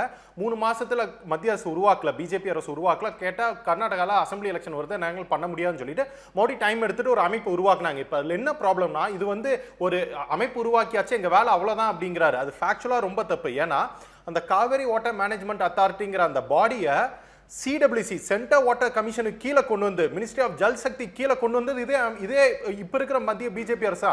2021 டிரான்சாக்ஷன் ஆஃப் பிசினஸ் ரூல்ஸ் இருக்கு. Allocation of business rules, transaction of business rules amend பண்ணி காவிரி வாட்டர் மேனேஜ்மெண்ட் அத்தாரிட்டிங்கிற ஒரு இண்டிபெண்டன்டான பாடியை அது சிடபிள்யூசிக்குள்ளார கொண்டு வந்து, காவிரி சென்ட்ரல் வாட்டர் கமிஷனுக்கு கீழே கொண்டு வந்து, மினிஸ்ட்ரி ஆஃப் ஜல் சக்தி கீழே கொண்டு வந்து இவர் தான் இப்போ சொல்றாரு இல்லைங்க, நான் அமைப்பு உருவாக்கிட்டோம், எங்க வேலை முடிஞ்சுன்னு. இல்லை, அப்படி இண்டிபெண்டா செயல் பண்ண வேண்டிய ஒரு அமைப்பை மத்திய அரசோட அமைச்சகத்துக்கு கீழே கொண்டு வந்தது இப்போ இதே மத்திய அரசு தான், இப்போ இருக்கிற பாஜக தலைமையிலான அரசு தான். எனவே காவேரியில் எப்போ பிரச்சனை வந்தாலும் இதற்கான பதில் மத்திய ஜல்சக்தி துறை அமைச்சகம், சென்ட்ரல் கவர்மெண்ட் தான் பதில் கொடுக்கணும். அது காரணம் என்னன்னா, இந்த பாடி அவங்களுக்கு கீழே கொண்டு வந்தது இதே அரசு தான் 2021. ஒரு இடைவேளைக்கு பிறகு பேசலாம் சார். ஒரு சிறு இடைவேளைக்கு பிறகு கேள்விக்களம் தொடரும்.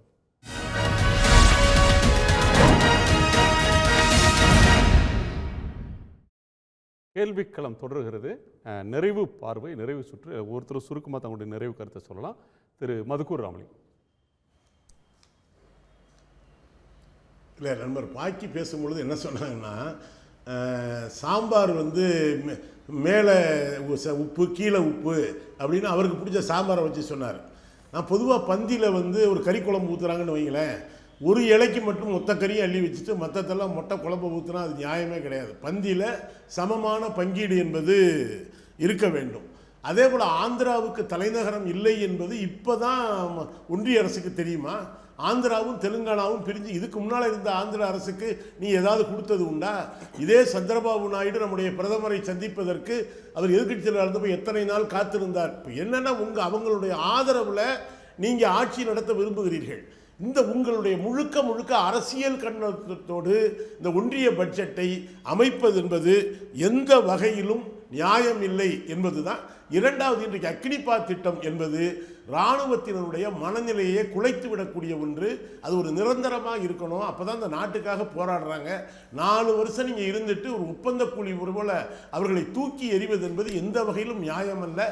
இதை அந்த விஷயத்தை போய் அவர் என்ன சொல்லியிருக்கார், நம்முடைய பிரதமர் பாதுகாப்பு விஷயத்தை எதிர்க்கட்சிகள் அரசியலாக்குவதாக பேசியிருக்கிறார். இன்றைக்கு ஒரு கார்கில் தினம் என்கிற அந்த நாளில் எதிர்க்கட்சிகள் முன்வைத்திருக்கிற விவாதத்திற்கு நாடாளுமன்றத்தில் தான் பதில் சொல்ல வேண்டுமே தவிர அவர்களை பொறுத்தவரை கார்கில் தினம் ஒரு முக்கியமான தினத்தில் நீங்கள் எதிர்க்கட்சிகளுக்கு பதில் சொல்ல அந்த வாய்ப்பை பயன்படுத்தி கொண்டிருப்பதன் மூலம் பாதுகாப்பு துறையையும் அரசியல்படுத்துவது நம்முடைய பிரதமர் தான், பாஜக தான். தமிழ்நாட்டு மக்கள் உங்களை புறக்கணித்தார்கள். நீங்கள் தமிழ்நாட்டை அதற்காக பழிதீர்க்கக்கூடிய வகையில் புறக்கணித்தால் நிச்சயமாக தமிழ்நாட்டு மக்களுக்கு நீங்கள் செய்கிற துரோகம் அதை ஒருபோதும் தமிழ்நாடு மன்னிக்காது. பல ஆண்டுகளுக்கு முன்பு வாஜ்பாய் அரசாங்கத்தில் இடம்பெற்ற மறைந்த முரசொலி மாறன் அவர்கள்கிட்ட சில மாநிலங்கள் புறக்கணிக்கப்படுகிறது என்ற மாதிரியான ஒரு கேள்வி கேட்கப்பட்ட போது த states which perform will shine அப்படின்னு அற்புதமான வாசகம் சொன்னார். எந்தெந்த மாநிலங்கள் சிறப்பாக செயல்படுகின்றதோ அந்தந்த மாநிலங்கள் நிர்வகிக்கப்படக்கூடிய மாநிலங்கள் முன்னேறும். அது புறக்கணிக்கிறது இல்லை. சில மாநிலம் முன்னேறுதே, சில மாநிலம் பின்தங்குதேன்ற கேள்விக்கு அவர் சொன்னார். அப்போது தமிழகத்தை ஆண்டு கொண்டது கலைஞர் கருணாநிதி ஆட்சி. தமிழ்நாட்டுக்கு இன்ஃப்ராஸ்ட்ரக்சர் டெவலப்மெண்ட் வந்தது. உங்களுக்கே தெரியும், அந்த எல்காட்னோட டைடல் பார்க்லாம் தொழிற்சாலையெல்லாம் வந்தது. ரைட்டு, என்ன சொல்ல வரேன்னா பர்ஃபார்ம் பண்ணணும் மாநிலங்கள், அதுக்கேற்ப அதற்கான பலன் கிடைக்கும்ங்கிறது ஒன்று. நண்பர் ஹைதராபாத் ஆந்திர பிரதேச தலைநகர் பொதுவாக கிடைச்சதா அப்படின்னு சில காலம் முன்பு வரையில் Hyderabad was a common place for Andhra Pradesh and Telangana. இப்போ அதுதான் சீசஸ், அது முடிஞ்சு போச்சு. அதுக்கு பிறகு தான் இந்த பிரச்சனை வருது. கடந்த ஒய்எஸ்ஆர் காங்கிரஸ் ஆட்சி காலத்தில் என்ன நடந்தது? 4 தலைநகர் இருந்தது, கன்ஃபியூஷன். அதுக்கு முன்னாடி அமராவதியை உருவாக்கினவர் சந்திரபாபு நாயுடு. அதை மறுபடியும் பில்டப் பண்ணணும், அந்த ஒரு முழுமையான கட்டமைப்பு கொண்ட தலைநகராக உருவாக்க வேண்டும் என்பதற்காக நிதி கொடுக்கிறது மத்திய அரசு. அவ்வளோதான். திரு அரவிந்த், ஆந்திர பிரதேஷ் ரீஆர்கனைசேஷன் ஆக்ட் 2013 வந்துச்சுங்க. இதே சந்திரபாபு நாயுடு 2018 வரைக்கும் இதே பாஜக தலைமையிலான அரசோட கூட்டணியில் தான் இருந்தார். தொடர்ந்து பல்வேறு முறை நிதி ஆந்திர பிரதேசம் கேட்டு கொடுக்கலிங்கிற கதை 2018 நரேந்திர மோடி ஆட்சிக்கு எதிராக நம்பிக்கையில்லா தீர்மானத்தையும் கொண்டு வந்து இதே டிடிபி தான். அதனால கடந்த 10 வருடமாக ஆந்திர பிரதேஷ் ரீஆர்கனைசேஷன் ஆக்ட் இருக்கிறதே பாஜகவுக்கு தெரியாத. இன்னைக்கு இவ்வளவு பணம் கொடுக்குறாங்கன்னா அதுக்கு ரொம்ப ஒரே ஒரு சிம்பிளான காரணம், ஏன்னா அந்த கூட்டணி கட்சியோட ஆதரவு இருந்தால் மட்டும்தான் ஆட்சியை தக்க வைக்க முடியும். அதன் காரணமாக தான் கொடுக்குறாங்க. அது ஃபர்ஸ்ட். ரெண்டாவது, ரொம்ப முக்கியமானது, இந்த ஃபெடரலிசம் கூட்டாட்சி தத்துவத்திற்கு கடந்த 10 ஆண்டுகளில் மத்திய மாநில அரசுகளுக்கான முரண்பாடு கடந்த 75 ஆண்டுகள் இல்லாத அளவுக்கு கடந்த 10 ஆண்டுகள் அதிகமாயிருக்கு. ஆளுநர் தொடங்கி ஒவ்வொரு விவகாரத்திலும் மாநில அரசுகள் மத்திய அரசுக்கு எதிராக ஒரு நிலைப்பாடை எடுத்து உச்சநீதிமன்றத்தை நாடி வருகிறார்கள். உச்சநீதிமன்றம் பல்வேறு தருணங்களில் மத்திய அரசுக்கு ஒன்று தெளிவாக சொல்லியிருக்காங்க, கூட்டாட்சி தத்துவம் ஃபெடரலிசத்தை நீங்க காப்பாற்றி ஆகணும் அப்படின்னு. கடந்த நேற்றைய தினம் உச்சநீதிமன்றம் 9 நீதிபதிகள் கொண்ட அரசியல் சாசன அமர்வு ஒரு பிஸ்கல் ஃபெடரலிசம் எவ்வளவு முக்கியமானது, இதனை மத்திய அரசு ரொம்ப ரெஸ்பான்சிபிளா கையாளணுங்கிற ஒரு தீர்ப்பையும் கொடுத்திருக்கிறார்கள். பல்வேறு தருணங்களில் மாநில அரசுகள் புறக்கணிக்கப்படுவது, எங்களை டிஸ்கிரிமினேட் பண்றாங்கன்னு பல்வேறு ஆஸ்பெக்ட்ல மாநில அரசுகள் தொடர்ந்து குற்றச்சாட்டை முன்வைத்து வந்தது. தற்போது அது பட்ஜெட்டிலும் எதிரொலிப்பது. இது இந்தியாவோட ஃபெடரல் ஸ்ட்ரக்சருக்கு மிகவும் ஆபத்தானது. இதனை மத்திய அரசு உணர்ந்து இந்தியாவோட எதிர்காலத்தை மனதில் வைத்து மத்திய அரசு ரொம்ப ரெஸ்பான்சிபிளா இதை கையாளணும் என்பது நீதிமன்றங்கள் தொடங்கி பல்வேறு எக்ஸ்பர்ட்ஸ் தொடங்கி தற்போது அரசியல்வாதிகள் முழுவதுமாக இந்த கோரிக்கை முன்வைக்கிறார்கள். மத்திய அரசு இதனை உணர்ந்து கொண்டு இந்த ஃபெடரல் ஸ்ட்ரக்சருக்கு ஒரு ரெஸ்பான்சிபிளா ரெஸ்பெக்ட் பண்ணி ஒரு அனைத்தையும் அரவணைத்து கோஆபரேட்டிவா இது கொண்டு போவாங்கிற ஒரு எதிர்பார்ப்பு அனைவர் மத்தியிலும் இருக்கு. இது மத்திய அரசு செய்யணும். நன்றி. திரு நாகராஜ், மத்திய அரசு தொடர்ச்சியாக எல்லா மாநிலங்களையும் தன் வீட்டு பிள்ளை போல, தன் குழந்தை போல தான் தொடர்ச்சியாக செய்து கொண்டிருக்கிறார்கள். சரணவர்கள் எய்ம்ஸ் பற்றி சொன்னாங்க. 22 ஏக்கர் 180 படுக்கையோடு ஆரம்பிக்கப்பட்ட தொற்று நோய் பிரிவு மீண்டும் சேர்க்கப்பட்டு இன்னைக்கு 1264 கோடியிலிருந்து 1927 கோடியாக உயர்ந்திருக்கிறது. ஜப்பான் வங்கி நிதியோடு செயல்படுகிறது. 2026 அது பணி முடிவடைந்துடும். அதுக்கு பல்வேறு காரணங்கள், அதுக்கு நிறையா தமிழ்நாட்டுடைய அரசியல் காரணங்களும் இருந்தது. ஒன்று. ரெண்டாவது, காவிரி மேலாண்மை வாரியம் குறித்து சொன்னாங்க. வாரியம் அமைக்கப்பட்டது, பல்லில்லாத வாரியம்னு சொல்லி சொன்னாங்க அன்னைக்கு. இன்னைக்கு காவிரி மேலாண்மை ஆணையம் அமைக்கப்பட்டிருக்கிறது. அரசு சட்டங்களை இருந்தால் கூட தன் கூட்டணி இருக்கிற ஒரு காங்கிரஸோடு கேட்டு பெற வேண்டிய கடமை முதல்வருக்கு இருக்கிறது. சட்டமன்றத்தில் அதை பற்றி ஒரு தீர்மானம் கூட போடலை. இது ஒரு முக்கியமான விஷயம். ரெண்டாவது, தொடர்ச்சியாக மெட்ரோ பற்றி பேசுகிறாங்க. மெட்ரோவுக்கு இந்த 2வது ஃபேஸ்க்கு 7000 கோடி ஒதுக்கப்பட்டிருக்கிறது. எங்கேயும் எந்த 1% கூட பாரபட்சம் காமிக்கல. கேலோ இந்தியா நடந்தப்ப கடந்த முறை சொல்லப்பட்டது, முறையாக இவங்க பட்டியலே அனுப்பலை. நேஷனல் லெவலில் முறையான தேர்வு கூட கடந்த முறை செய்ய தவறிட்டாங்க. அதில் பல மாணவர்கள் பாதிக்கப்பட்டார்கள். மாநில அரசை பொறுத்த வரைக்கும் முழுமையான ஒரு வெறுப்பு அரசியலை மட்டும்தான் தொடர்ந்து முன்வைத்துக் கொண்டிருக்கிறது. தமிழக அரசு மக்கள் கொடுத்த அந்த முறையான அந்த ஜனநாயக அங்கீகாரத்தை தமிழக முதல்வர் சரியாக பயன்படுத்தவில்லை. 40 எம்பிக்கள் இருந்தும் முழுமையான அரசு ஒரு வலிமையான அரசு தமிழ்நாட்டில் இருந்தும் கூட அதை மத்திய அரசோடு இணக்கமான போக்கோடு சென்று அதை பெற்றுத் தருகின்ற திறன் இல்லை. மீண்டும் தொடர்ச்சியாக தன்னுடைய வாக்கு வங்கியை தக்க வைத்துக் கொள்வதற்காக, சிலரை திருப்திப்படுவதற்காக பாரத பிரதமரோடு தொடர்ச்சியாக ஒரு வன்மத்தை மேற்கொண்டு வருவதால் தமிழ்நாடு மிகப்பெரிய ஒரு பின்னடைவை சந்திக்க இருக்கின்றது. அதற்கு நம்முடைய தமிழக முதல்வர் முக்கியமான காரணமாக இருப்பார் என்பதில் எந்த ஒரு மாற்று கருத்தும் இல்லை. நன்றி. ஒரு அப்பட்டமான பொய்யை திருப்பியும் பேசியிருக்காங்க. இணக்கமான போக்கை கடைபிடிக்கவில்லை அப்படின்னாங்க. அதிமுக பாஜகவோடு இணக்கமான போக்கை கடைபிடித்தது. பாஜக என்னத்தை கொடுத்துச்சு?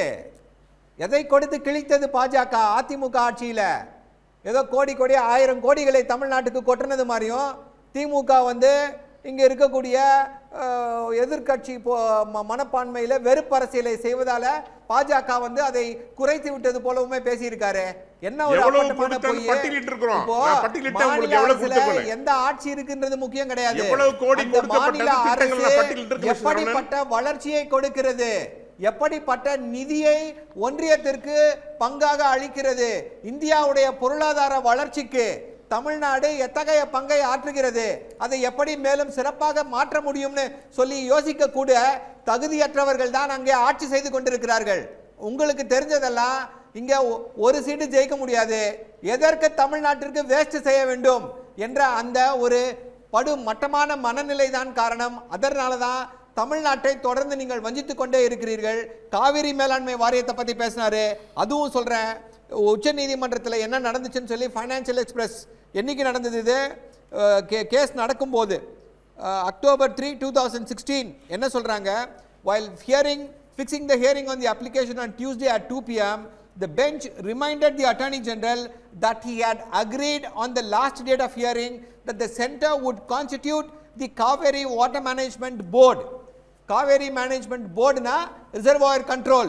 By October, the Attorney General told the bench that he made a mistake by committing to set up the Kaveri Management Board. யார் இந்த Attorney General? பாஜகவுடைய தலைமை வழக்கறிஞர். எதற்காக மாற்றி பேசுறாரு? கர்நாடகாவிலிருந்து பிரஷர். இப்படித்தான் பாஜக தமிழ்நாட்டிற்கு துரோகம் செய்தது. அதே போல இன்னொரு முக்கியமான விஷயம் முடிச்சிடலாம். சின்ன காலை சிற்றுண்டி திட்டத்தை பத்தி பேசினா உடனே இது NEP-ல ஏற்கனவே இருக்கு, இங்கே சிறப்பாக செயல்பட்டு கொண்டிருக்கிறது. பாஜக இதை முன்னாடியே சொல்லிடுச்சு. ஏதோ திமுக இருக்கவங்களாம் அதுக்கு பேட்டன்ட் கேட்ட மாதிரி பேசிக்கிட்டு இருக்காங்க. 4000 கோடி ரூபாய் வருஷத்துக்கு, அவ்வளவுதான். அது கொடுக்க பணமில்லை என்று சொல்லி மாணவர்கள் வயிற்றில் அடித்த கட்சி தான் பாஜக. நன்றி. உங்க எல்லோருக்கும் நன்றி. மீண்டும் சந்திப்போம். இது கேள்விக்களம், மக்களின் மேடை.